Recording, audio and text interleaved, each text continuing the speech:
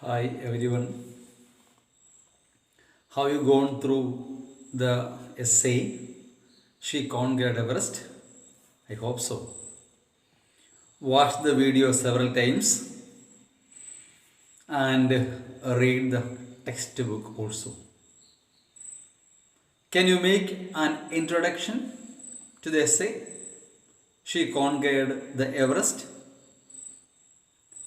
What does it deal with?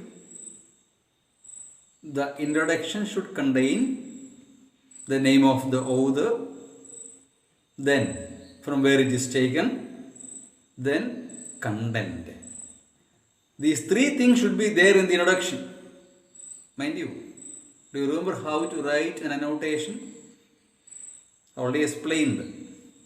Introduction, context, explanation and conclusion. Or introduction, contextual explanation, critical analysis. You can write in 3 paragraphs or 4th. 3 paragraphs also enough. Okay. First paragraph 3 sentences, explanation 5 sentences, conclusion 2 sentences. 3 plus 5 plus 2, 10 sentences enough. Yes, that's a way to answer. Okay, so always watch the video several times with the textbook in your hand, observing and being thorough with, all the points, annotations, short answers, etc. Okay, so can you make introduction? Can you make an introduction? They say She Conquered the Everest narrates the indomitable spirit of a young woman, Arunima Sinha, who overcame the greatest tragedy in her life. Full stop. The essay was adapted by Dr. B. Sowjanya based on an article on internet. Okay, it is not written by our Arunima Sinha, but adapted by Dr. B. Sowjanya. Do you remember the story? Arunima Sinha, while traveling on board a train, robbers tried to snatch her chain and she was thrown from a moving train and she met with an accident. Another train coming from opposite direction, and as a result of that, her leg had to be cut off. But at that time there was nobody to help her. Everybody began to criticize her. Some told that she did not even have a ticket, and some other people told she tried to commit suicide, and it was sensational news for the media. Okay. She was quite weak, unable to defend herself at this situation. At this juncture, she made a very bold decision. What was that? Yes, she would conquer what? The Mount Everest. Up to there we had seen in the first video. So remember the introduction. Don't forget. Okay. So she made a bold decision to climb the Mount Everest. See the last line? Yes. So she pondered on. She was thinking about, while in the hospital, unable to defend herself from the criticism and accusation. At this time, unable to defend herself, so weak also, she said that she was going to conquer or climb Mount Everest. Okay. But a decision was laughed off. People began laughing at her. At her decision that she is going to climb Mount Everest. and met with the doubts. People began doubting what the girl is telling about her mental health. Yes, people began doubting what this girl is telling in the hospital. Huh? It is not possible for an ordinary man or a woman to climb Mount Everest. Now she is an amputee. We saw it yesterday or first video. She has become an amputee. Her leg is cut off. With such kind of a handicap, how is it possible that she should climb Mount Everest? Has she gone mad or what? People began doubting, criticizing. They began making fun of her. Nobody could believe that the girl is going to do that. Yes, anyhow, her determination was so strong. You remember, she told, one day I will prove beyond doubt what has really happened to me.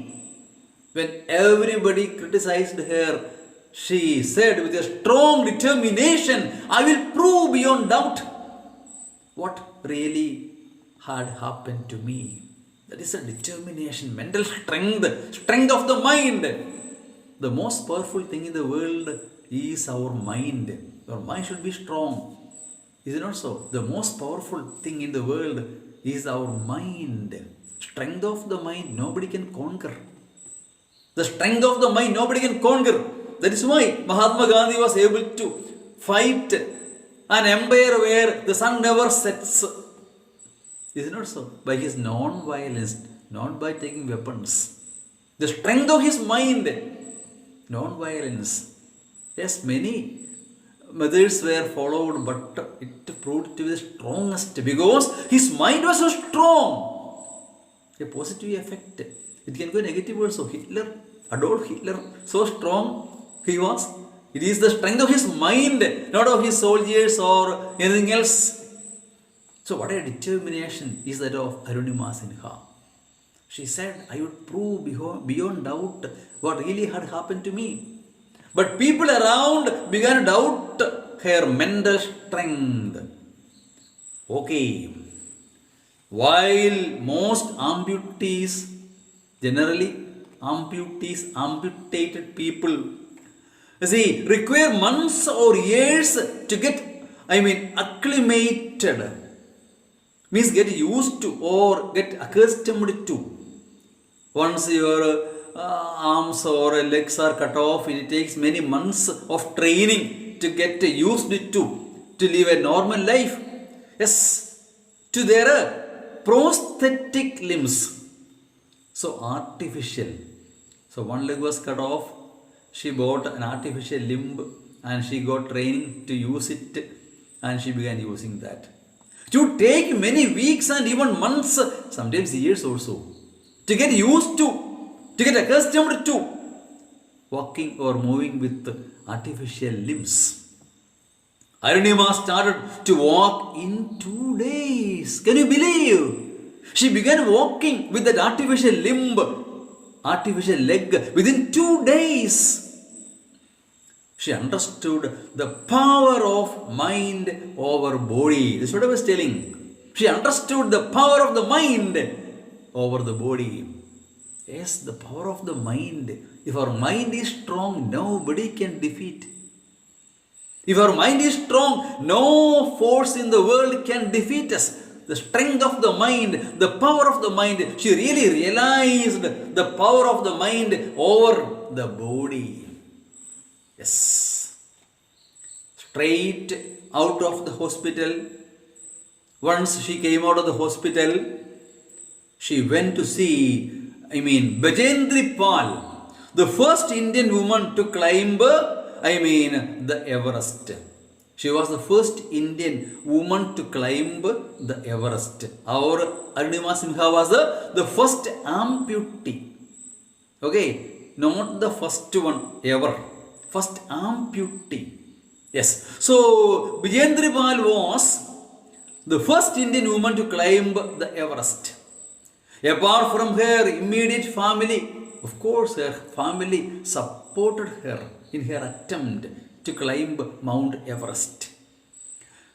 Pal was the only person to encourage her. she really encouraged our Arunima Sinha. She told her, our Pal told her, Arunima, in this condition, you made such a tough and difficult and huge decision. In this condition of being an amputee, it is such a, tough and most difficult decision you have made. In this situation, in this condition of being an amputee, it is such a tough and very difficult decision.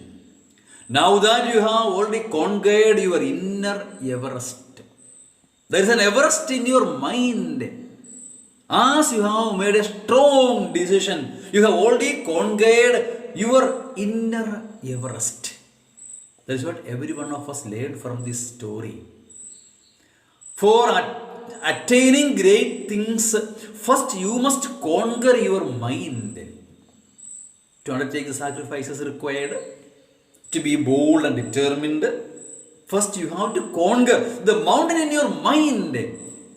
Every one of us, yes, has to conquer the mountain of difficulties, problems, all those things. Then you have to conquer yourself. The Everest in your mind, you have already conquered. This is a lesson you have to learn.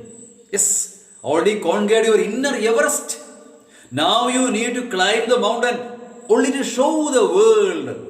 Now what is remaining is that you must show the world what you are made of. You are made of steel, iron, a strong mind. You must prove to the world what you are made of. So strong a woman you are, I can understand, by the decision you have made. And you have conquered your inner Everest. Now what is remaining is, you have to prove, you have to show to the outside world what you are made of. You are no ordinary woman. Such a strong decision, determination. And you have conquered your inner Everest.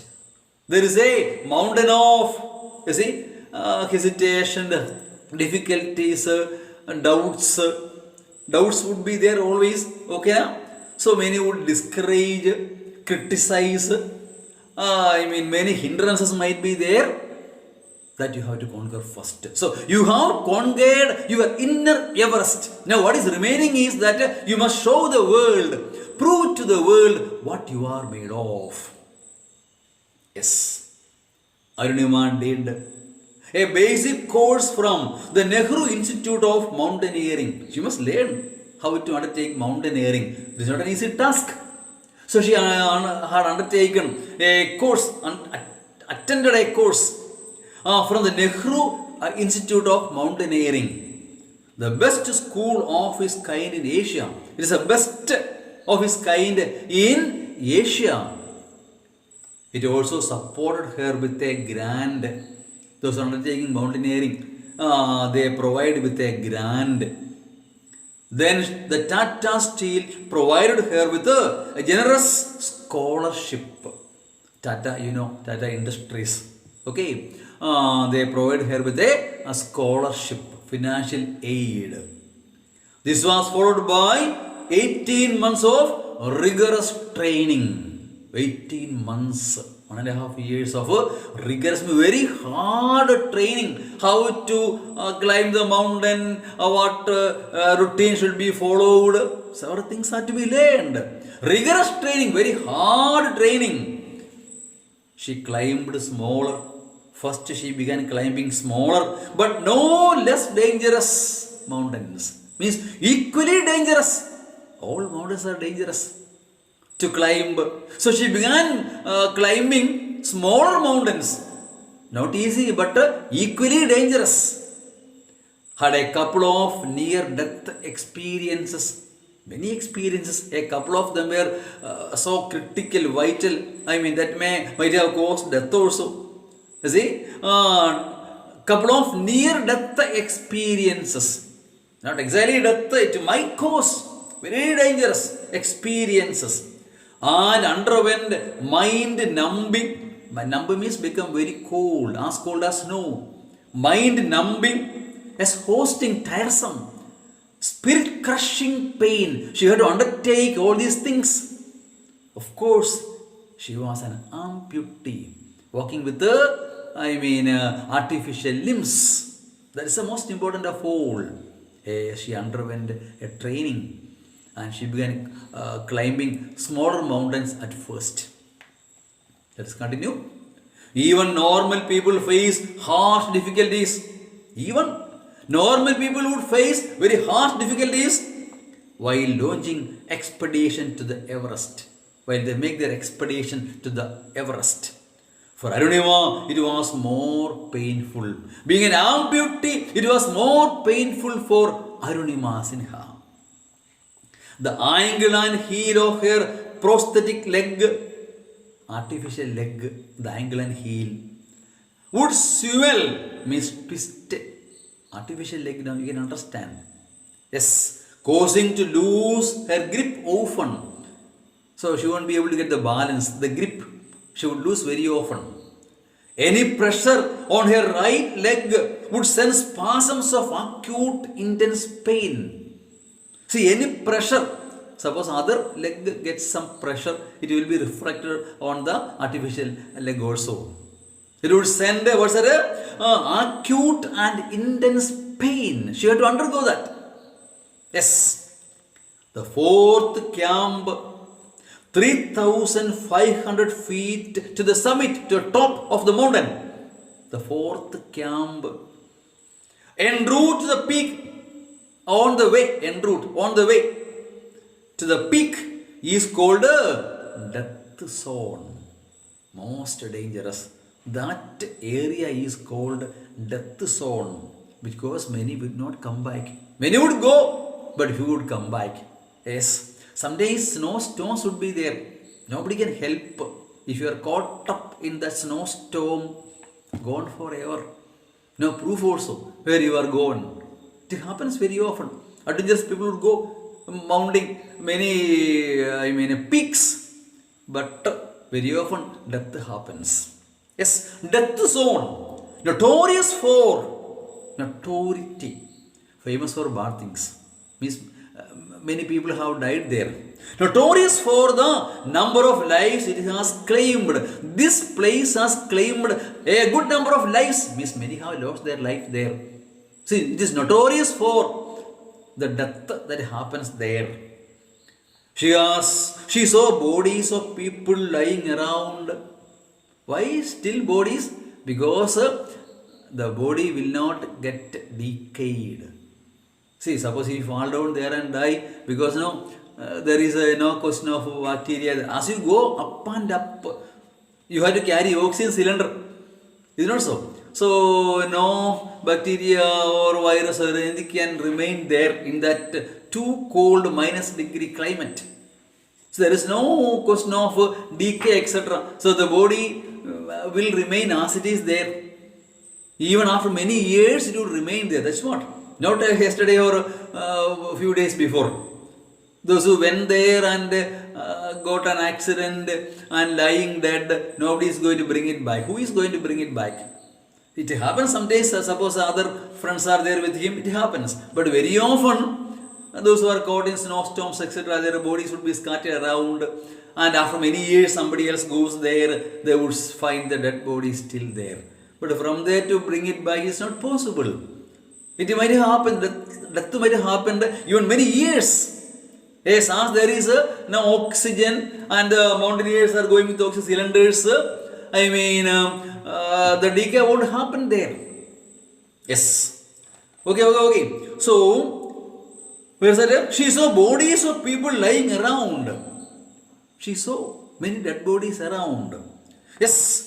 But she overcame pain, fear, and anxiety. In spite of all these things, she overcame a pain, fear, and anxiety to reach the summit. She was so determined to reach the summit. Her oxygen cylinder was critically low. Cylinder, not oxygen, was critically low. Yes, the amount of oxygen remaining came down and down. And a Sherpa warned her that she might lose her life the Sherpas would help, assist. They would become the guide because they live in mountainous areas. They are well accustomed with that climate, Sherpas. So there was a guide, a Sherpa, to help her, assist her. He warned her that it might become critical because, the amount of oxygen is coming down. She might lose her life, but she went on. And on 21st May 2013, 21st May 2013, she reached the Everest summit. She reached the top of the Mount Everest. She erected the Indian flag proudly. Yes, with pride in her mind, she erected Indian flag, national flag, and placed the pictures of Swami Vivekananda on the summit. She placed there, yes, the pictures of Swami Vivekananda there on the summit of Mount Everest. Then she used the last vestige, which means what is remaining. Little more oxygen was there.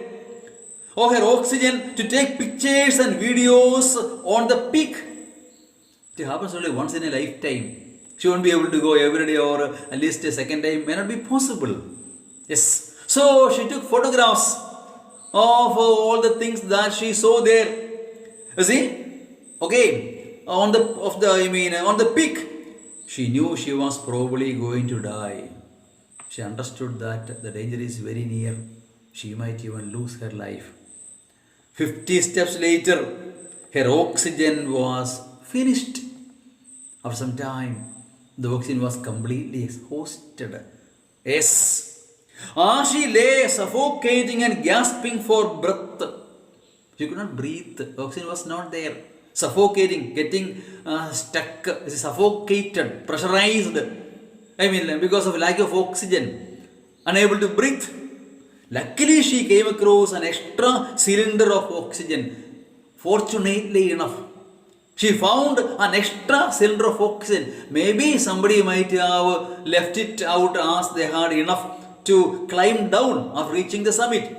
Maybe from someone who died at the summit. Maybe, who knows. Anyhow, luckily enough, fortunately enough, she could get an extra oxygen cylinder on the summit. Her Sherpa quickly latched it on her, connected it on her. Yes, fortunately enough, you see, she could get an extra oxygen cylinder. Had it not been there, she would have, met with her life, and her life might have been lost. Luckily enough, fortunately enough, she got an extra cylinder, and her assistant or helper, the Sherpa, connected it on her, and she could survive. Arunima said, "Climbing mountains has yielded the most valuable life lessons for me." Every achievement gives you a lesson. You see, climbing mountains has given me the most valuable life lessons for me. It has given me the most valuable life lessons. Yes. It has taught me about confidence. It has taught me about confidence, having confidence on you. Resilience, perseverance, willing to work hard in spite of difficulties. Team building, yes, and leadership. But above all, it has taught me the power of humility. The lesson you have to learn, we have to learn. Above all, this experience has taught me the power of humility, being humble. When you become great, you should not be proud. You must be humble. What's the difference, proud and humble, or humility? Proud means you feel that you are above all, you are great. Nobody is as great as you. Humble means you feel you are no better than others. Humble means you feel you are no better than others. You are as equal as others or even lower. Humility. You look at nature, you can find such a way. The more you grow, the bigger you become. You must become more humble. Is it not so? Look at the plants outside, paddy field, or a banana plantation, or planted even, whatever. When it gets its fruit, its life is fulfilled, it does not stand erect, it bends its head. As it become successful in life, any plant or any small plants also, when flower comes or fruit comes, it does not stand erect and feeling proud that I have won, but it becomes humble and bends its head. Yes, every achievement should make you humble, not proud. Climbing mountains has taught me the lesson that I must learn the lesson of humility. It's applicable to every one of us. We must learn. The more great you become, the more humble you have to become. You have to become humble. Yes. Okay, taught me the power of humility. It doesn't matter what you achieve in life. It is not important what you achieve in life. What matters is how these achievements make you a better person. What matters is how these achievements make you a better person. By all the achievements, whatever achievement you get, that should make you a better person, not proud but humble. Once again, go through the same line once again. What matters is how these achievements make you a better person. You can write it as part of your conclusion when you write an annotation. That's what you have to learn. That's what she learned by her achievement. What is really important is, what is it? How these achievements make you a better person. That is more important than what you achieve or what you have achieved. How you treat others is the core of. How you treat others is the core, the essence, the summa substance, the summary, the sum total. How you treat others is the core, the essence of what makes a good human being. How you treat others is the essence of what makes a good human being. What makes a good human being is how you treat others. Yes, the words of Arunima Sinha. See, what makes a good human being is, what's that? How you treat others is the core, the essence, the summary, the sum substance of what makes a good human being. Yes, that is what is really important. That is what we have to learn from this lesson. That is what we have to learn from this lesson, the story of Arunima Sinha. I hope it is clear to you. Watch the video several times. Read the textbook also. Meet you at the next video. Thank you.